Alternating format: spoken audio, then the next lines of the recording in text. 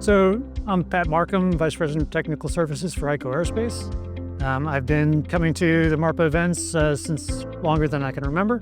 HEICO has been part of MARPA since the very beginning, from when we started MARPA as something that was written on a cocktail napkin to go and create the idea of MARPA. So HEICO does PMA parts for just about every ATA chapter, just about every large commercial aircraft engine, etc.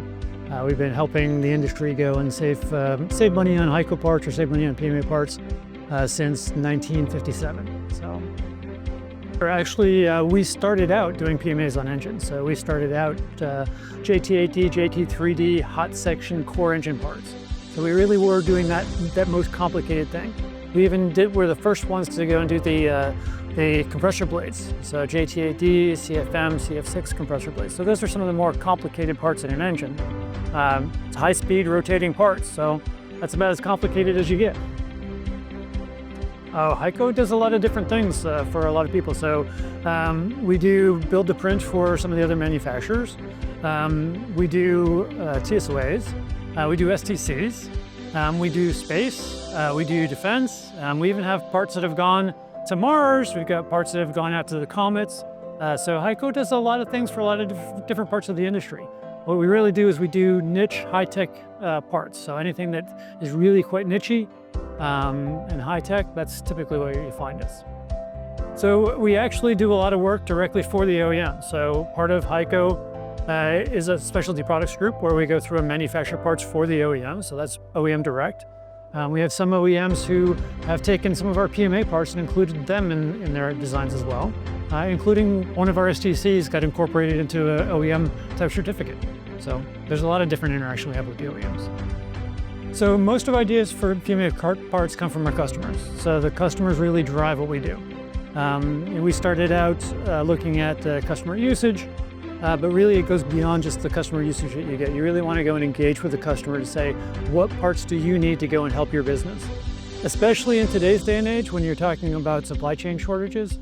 Having a PMA part or a DER repair that's a already approved FAA alternative that's ready to go is a great way to go and insulate yourself from supply chain issues. You've got that built-in second source of supply. So one of the best things about a trade association like MARPA is we can talk about PMA in general, and we can raise the awareness of the entire industry.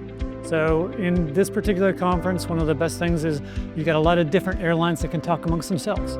So they can talk about their own success stories. They can talk about how they do PMA approvals, how they process things, how they look at things. It's not us selling PMA to them. It's them talking amongst themselves to go and say, this is some of the best things that we get, some of the best ways that we can go and save money or fix problems. So those are all things that I think that we get out of HEICO.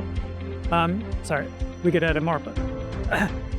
So the other thing that we get from trade associations like this is we can look at broader issues like issues with the FAA or other regulatory agencies where how can we deal with things as the industry as opposed to just being HEICO.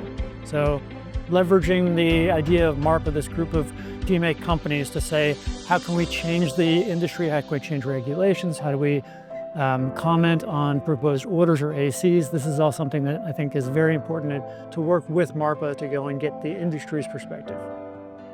So the best reason for a competitor to attend a MARPA conference is you get a lot of exposure to a lot of different airlines. That's one. You also get a lot of exposure to the industry in general, too. And in some of the conferences, you get a lot of exposure to the regulators. So you get to understand what goes on in the PMA industry beyond your little world. So you can see the larger portion of what's going on in the industry, what's going on with customers, and that networking, because the industry is really quite a small industry. So you see people at the conference today, they work for one company, they work for another company the next year, et cetera, et cetera. So having that network of people that are in the industry understands PMA, understand the aftermarket and the airline interactions, I think that's very important.